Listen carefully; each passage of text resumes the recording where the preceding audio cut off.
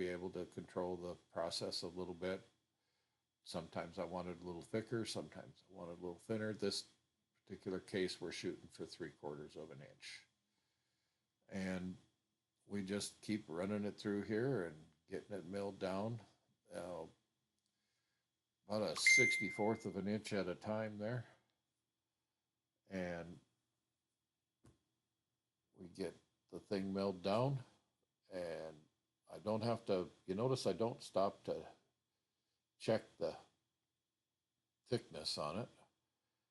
I have a dial on the side that I can set the thickness to, and I've got it set for 3/4 of an inch. It will not let me go past 3/4 of an inch. It won't let me set it down. And we just keep running it through. If you were really good and watched close there, you've seen I made a mistake. I went up instead of down on one turn there. So I do that from time to time just to keep things interesting, I guess. I don't know. You'd think muscle memory would keep that go in the right direction, but no, you'd probably be wrong there. Teresa puts the machine away for us. We have a very small shop. This is a 2-stall garage that I get 1 stall. I have a 66 F100 sitting in the other bay that I inherited from an uncle who inherited from his dad. So my grandpa, that's been in the family, as far as I know, as long as it's been around. So it's been in the family since it's new. Um, it's got like about 85,000 original miles on it. It's faded. It's got a few dings and dangs in it, and that's the way it's going to stay. It's going to be a barn find. I did take it in a couple years ago and had it clear coated so that it didn't fade anymore. And it gets out around town a couple times a year. I don't go very far with it. And it is kind of my lumber rack right now. I use the back end to hold all my rough sawn lumber so that it kind of does double duty. Um, so I work with just basically a 1-stall garage here. So most of my tools you'll see are on wheels, and we move them around as needed, and keep a halfway decent alleyway through there so we can get around. Would love to have a little bigger shop, but I don't know that I want to spend the money at my age, if you know what I mean. So we got them all cut down to length. So now we're going to take them over and joint one edge and get it straightened up so that we can go over to the table saw and cut them down to width. And we'll get that all, once we get that cut down to width, then we can be ready to glue up. So we run it through there. This was another purchase that I bought many years ago. It's been a good little jointer for me. It also has a helical head in it, does a nice job. Haven't even replaced the knife head in it yet. That's the amazing part of it. I keep thinking that one day I should turn the knives, but till that day that it doesn't do a nice job, I probably won't. But it just keeps ticking away. I run a lot of board feet across that thing. Would it be nice to have a longer bed? Yes, it would. Again, where would it go? So that's kind of my dilemma there. But for the small projects that I do, this does pretty well. So we got it all jointed up. So let's wander on over to the table saw there, and we'll get them cut down to size. That's it. Direct traffic there, Paul. There you go. That's it. It's like air traffic controllers, we got to tell everybody where to go. All right, let's get the blade height set right. And see the dust collectors hooked up. You can kind of barely see it hanging over there in the corner. One of the few Harbor Freight tools that I do have, and I like the thing. My guy at at the lumber store actually uses one, and he liked his. So I thought, well, if it's good enough for him, it's good enough for me. It's loud, it's obnoxious, but does a really good job, and so that's all that matters. You don't see it, but I do have hearing protection on, and I always use that when I'm around that table saw and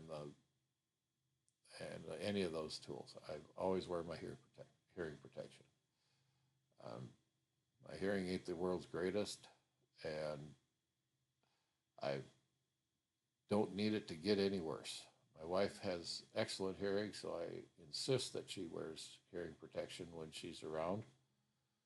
And we make sure that we always try to keep our fingers away from that big red thing spinning around there because we don't need it getting any redder, if you know what I mean. I try to be very careful about that. Should I have the guard in there? Yes, I should.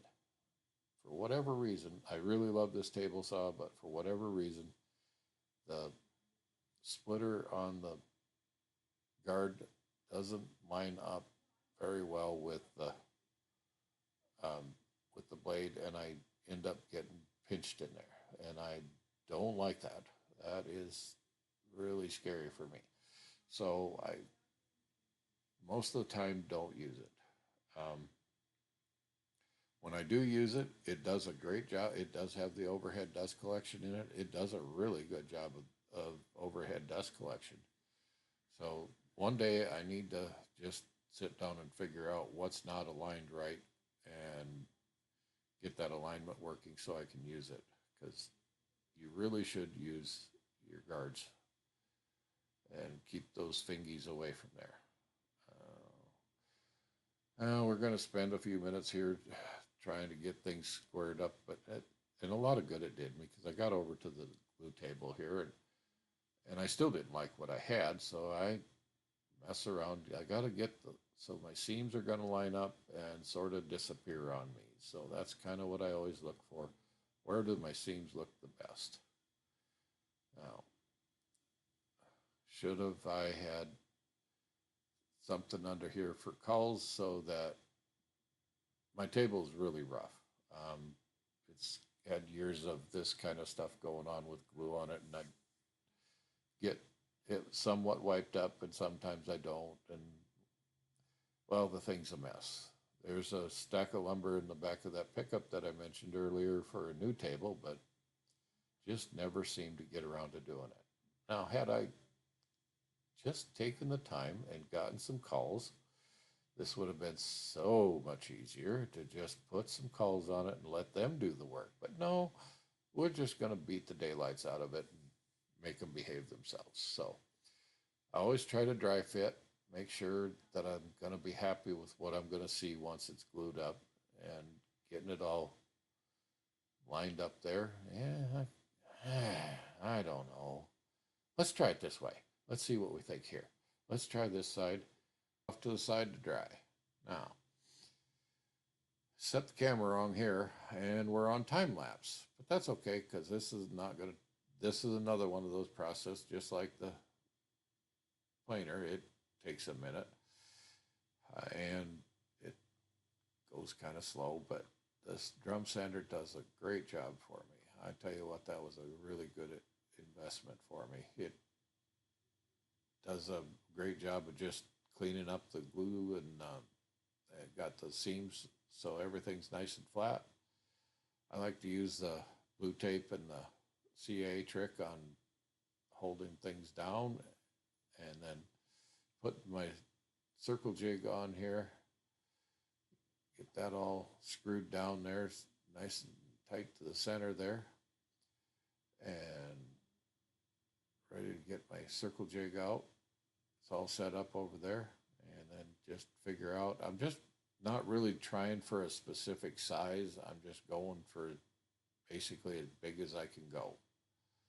And so we're making sure we can get all, it's going to stay in the circle or on the wood there, and made the first pass around, go down a little bit further and make another pass around, and then that's about as far as we're going to go, because we're going to go over to the bandsaw here, and we'll take and cut that excess off there, but we're going to leave just a little bit of a lip. You'll see it at the end here. We're going to leave a little bit of a lip, which we're going to take a flush trim bit and clean it up with.